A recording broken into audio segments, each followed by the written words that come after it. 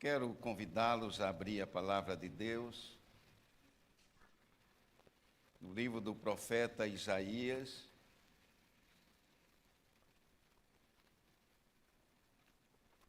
capítulo 9.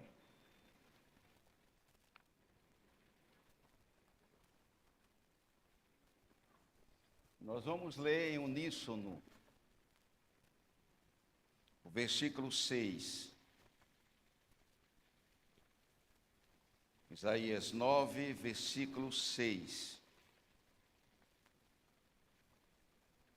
Nos diz assim a palavra de Deus, leiamos. Porque um menino nos nasceu, um filho se nos deu, o governo está sobre os seus ombros, e o seu nome será Maravilhoso Conselheiro, Deus Forte, Pai da Eternidade, Príncipe da Paz. Amém. Hoje à tarde a gente fez uma visita na maternidade, São João Batista, e a nossa presidente atual da SAF, depois do momento de louvor, ela disse: a palavra está com o senhor, pastor. Eu fui pego assim praticamente de surpresa, mas tinha na mente aquilo que eu ia pregar hoje à noite. Não discorrendo literalmente todos os pontos da mensagem, mas a minha mente estava conduzida para aquele momento e a gente conversou ali um pouco, bem rápido, sobre a mensagem desse texto.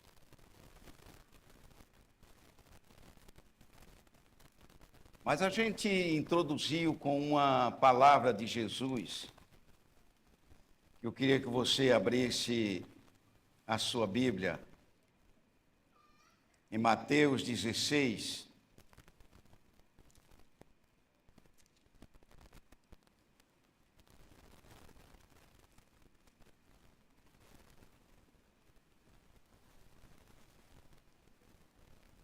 Dos versos 13 ao 16.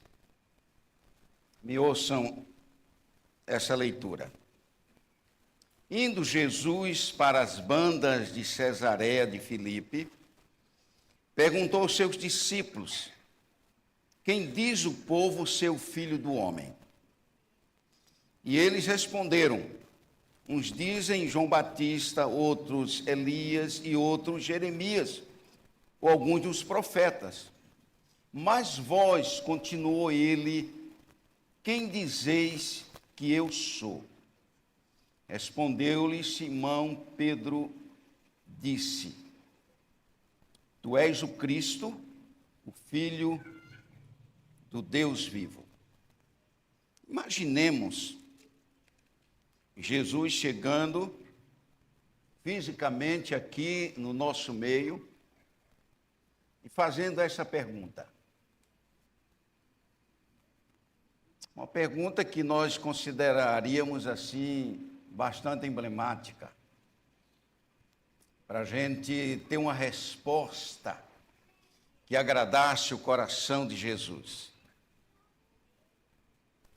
E talvez como os discípulos fizeram, nós fizéssemos também. Alguns dizem que tu és um dos profetas. Outros dizem que tu és Elias. Outros até João Batista. Outros Jeremias. Talvez os discípulos estivessem se esquivando da resposta que Jesus queria ouvir.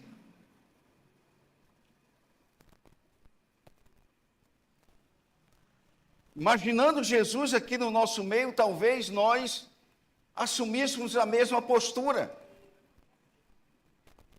Que fôssemos para a palavra de Deus encontrar uma resposta. Mas o que Jesus queria saber de fato, de verdade, o que os seus discípulos pensavam a respeito dele. E o que nós pensamos a respeito de Jesus? Conforme a gente vê aqui em Mateus, naquela época, alguns pensavam que Jesus era o João Batista. Outros pensavam que Jesus era Elias. Outros Jeremias. Outros um dos profetas. Ou talvez alguém de extrema importância na história de Israel, que houvesse ressuscitado, estaria entre eles.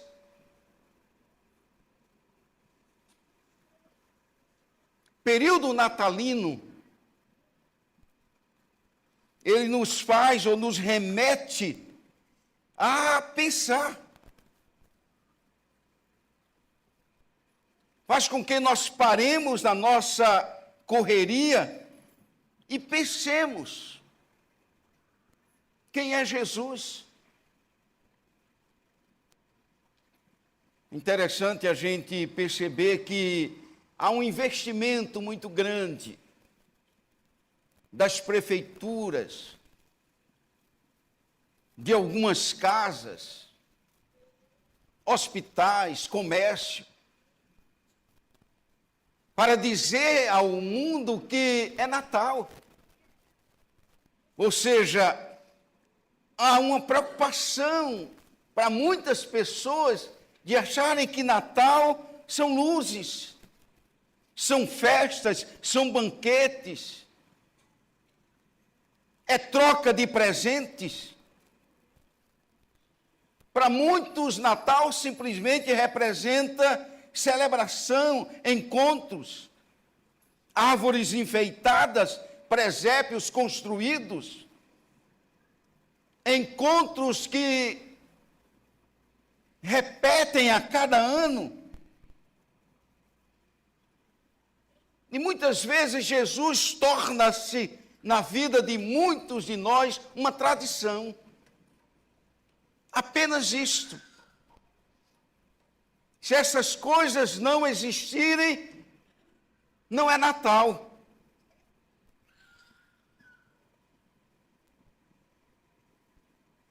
A gente sabe que Jesus, ele é querido por quase todo mundo.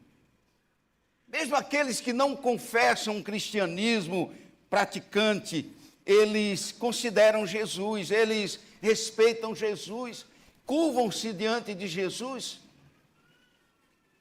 Como o presbítero Adilson, na leitura de confissão, que alguns irão dobrar os joelhos. Alguns em adoração verdadeira, dizendo: Tu és o meu Senhor, Tu és o Deus da minha vida. Outros confessando Jesus Senhor, mas recebendo dele uma resposta dura: Apartai-vos de mim, eu não vos conheço, eu não sei quem vocês são. Mas a palavra de Deus deixa claro que todo joelho se dobrará e toda língua confessará que Jesus Cristo é o Senhor. Mas muitas vezes, queridos, o Natal torna-se uma tradição para a gente. Mais uma vez eu pergunto: Jesus estivesse hoje aqui fisicamente, olhando no nosso olho e perguntando a nós: o que vocês dizem quem eu sou? O que vocês dizem quem eu sou? Eu fui fazer uma pesquisa. O budismo diz que Jesus é um aperfeiçoado que alcançou o nirvana. O que é o nirvana para o budismo? É alguém liberto do pecado. Alguém que alcançou uma maturidade espiritual. Então o budismo olha para Jesus como esse, que alcançou o nirvana. Alguém liberto. Quando a gente olha e vai ver o que o islamismo fala a respeito de Jesus, o islamismo diz que ele é um grande profeta. A nova era aponta para Jesus como um iluminado. Para o outro, Jesus simplesmente é um amigo, um exemplo a seguir. E às vezes nós perguntamos, no exame de profissão de fé, a gente pergunta a algumas pessoas, quem é Jesus para você? E a gente escuta algumas respostas como, Jesus é tudo. Jesus é o meu maior exemplo. E a gente vai ouvindo isso de muitas pessoas. Mas eu volto a perguntar a você. Se Jesus estivesse fisicamente presente hoje aqui, olhando nos seus olhos e perguntando a você, o que você diz que eu sou? O que você diz que eu sou? O que você pensa a meu respeito?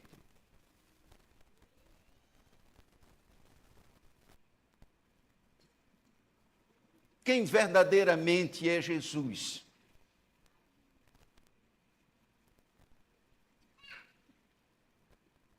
Quando ele fez essa pergunta aos discípulos, ele não queria simplesmente ouvir deles uma resposta que o convencesse. Mas ele queria que os discípulos olhassem para ele e desejassem um relacionamento íntimo com ele. E quando Pedro toma a iniciativa e diz, tu és o Cristo, o Filho do Deus vivo, Jesus diz, olha Pedro, a resposta que tu estás dando, ela não vem de ti, ela não foi produzida pela tua capacidade de raciocínio, mas ela foi dada a ti do alto, ela veio de cima. Ou seja, Pedro estava inspirado por Deus para fazer essa declaração, tu és o Cristo, o Filho do Deus vivo. Mas, meus queridos, nesse período que nós antecipamos, não há nenhuma precisão, a história não registra que Jesus nasceu no dia 25 de dezembro. Você vai olhar a história, você vai perceber que algumas coisas foram acontecendo para que essa data fosse oficializada.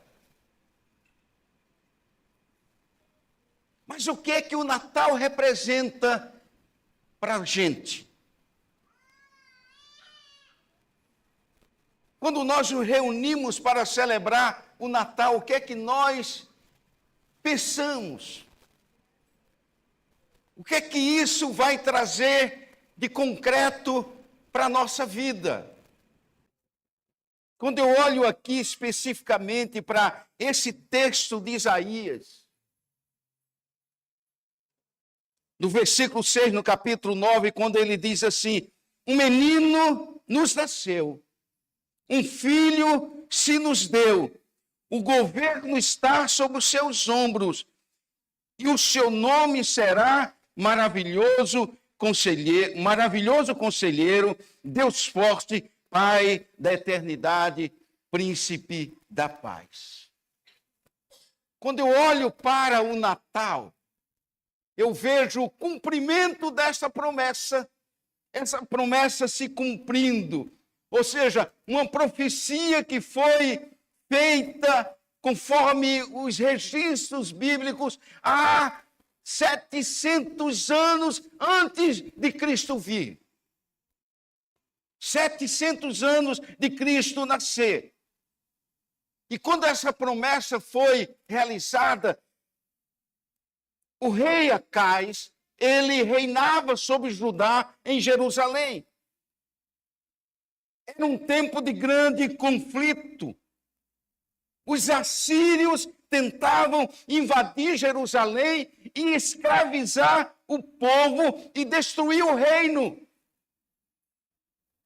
Isaías levanta-se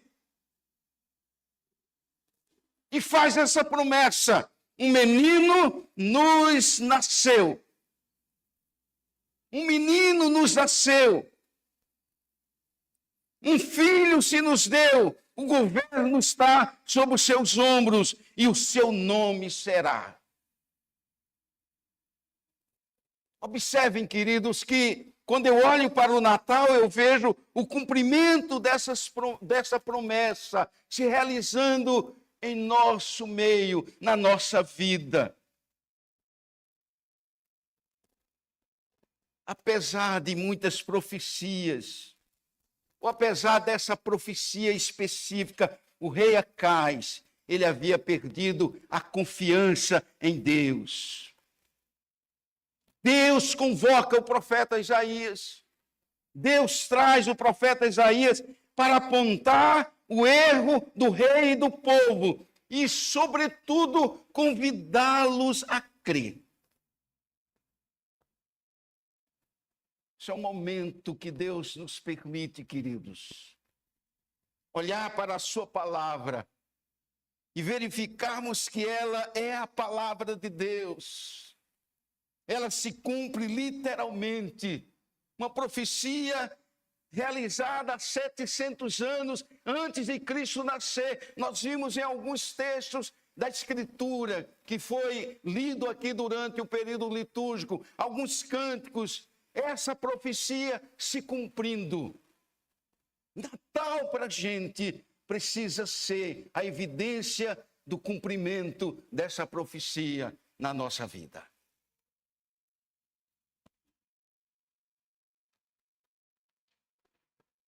O povo estava vivendo um desequilíbrio. Angústia havia tomado conta do coração dos homens. Essa profecia apontava para o nascimento de uma criança. A profecia apontava não para a morte dos inimigos. A profecia não apontava para a solução nas forças armadas, em um exército. A solução não apontava para um refúgio distante, onde o povo se abrigaria, mas a profecia apontava para uma criança. Um menino nos nasceu, um filho se nos deu, o governo está sobre os seus ombros e o seu nome será Maravilhoso Conselheiro, Deus Forte, Pai da Eternidade, Príncipe da Paz. Então, Natal para a gente é o cumprimento dessa profecia. Natal é a solução de Deus, é o Deus que se fez carne, o Deus que desceu da sua glória, habitou entre nós e se fez homem. Deus, conforme o presbítero Adilson aqui na introdução disse, talvez numa conversa entre a Trindade, Jesus diz, eu vou descer. A despeito das lutas, a despeito das perseguições, a despeito das injúrias, eu vou descer. Natal é o cumprimento dessa promessa, querido.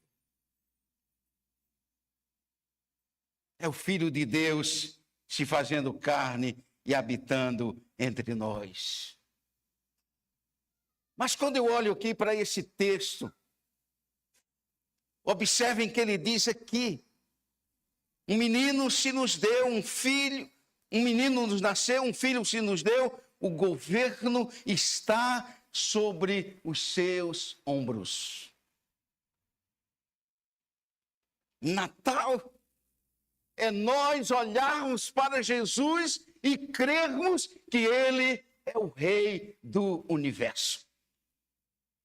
Ele continua tendo todas as coisas sob o seu domínio. Ele continua reinando. Todos os reis, todos os cientistas, todos os inventos e artes não se equiparam à influência de Jesus. Ele é o rei. Ele tem todas as coisas sob o seu domínio. Precisamos, queridos, nesse Natal, ou no Natal, nos lembrar que Jesus não é apenas o Salvador dos que creem, Ele é o Rei do universo. Não é apenas o Salvador, Ele é o Rei do universo. Quase todos desejam que Jesus lhe seja o Salvador, porém poucos reconhecem que Jesus é o Senhor. Se pergunta a alguém, ele diz, é o meu Salvador. Mas submeter-se ao senhorio de Jesus são poucos.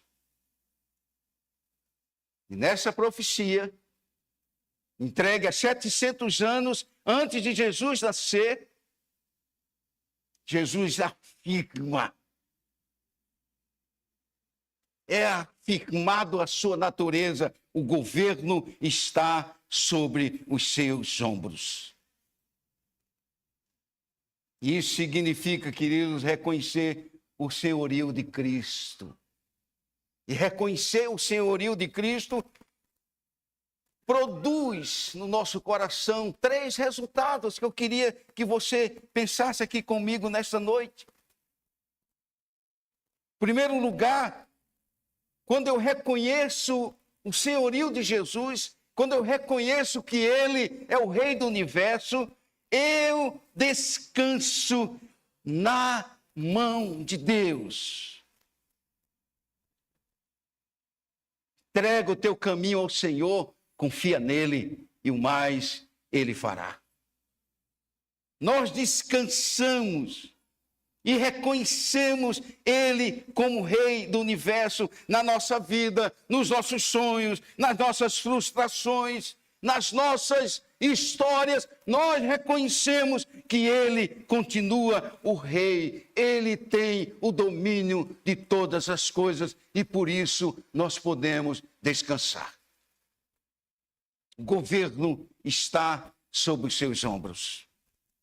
Em segundo lugar, eu reconhecer Jesus como Senhor, eu saber que o governo está sobre os seus ombros, significa eu ter grandes expectativas em Deus.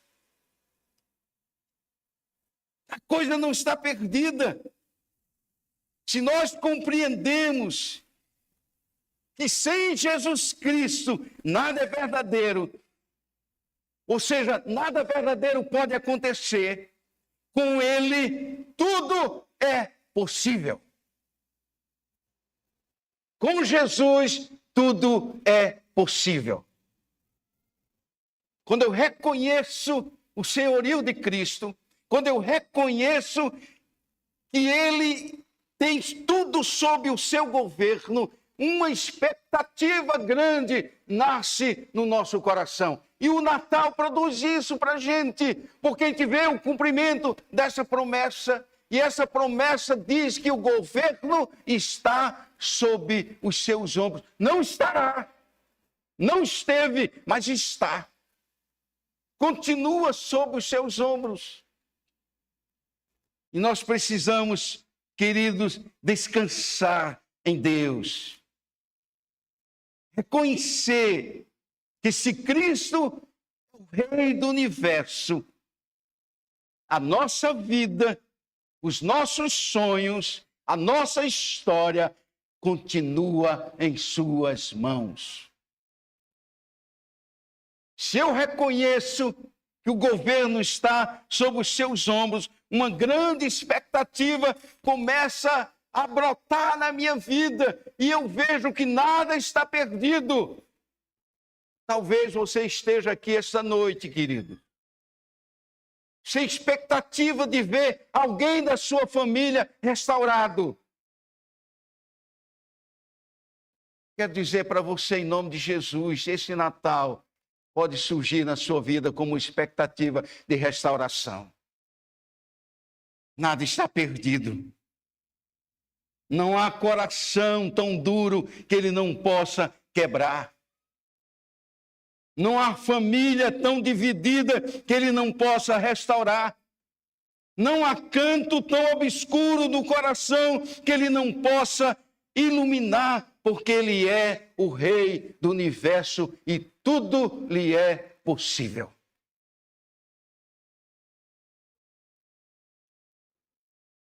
Natal é o reconhecimento dessa profecia, o cumprimento dessa profecia. Natal é o reconhecimento de que o governo está sobre os seus ombros. E reconhecer isso, querido, significa submeter a nossa vida, toda a nossa vida a Ele. É colocar diante dele tudo o que somos e temos. É reconhecer isso. Os nossos dias, as nossas famílias, os nossos sonhos, as nossas escolhas, os nossos sucessos, as nossas derrotas. É reconhecer que Ele é o Rei e Senhor do universo. Natal, queridos, precisa ser para a minha vida e para a sua vida o reconhecimento do cumprimento da profecia. Natal precisa ser também o reconhecimento de que Ele continua governando. O governo está sobre os seus ombros. Mas Natal também, queridos, é a completude de Deus. É a completude de Deus. A palavra de Deus apresenta mais de 200 títulos para Jesus. O profeta Isaías, nessa antiga profecia, ele apresenta Jesus como o maravilhoso conselheiro, o Deus forte, o Pai da eternidade e o príncipe da paz. Mateus, o evangelista Mateus, ao relatar o nascimento de Jesus, ele o chama pelo nome de Emanuel, que quer dizer Deus conosco.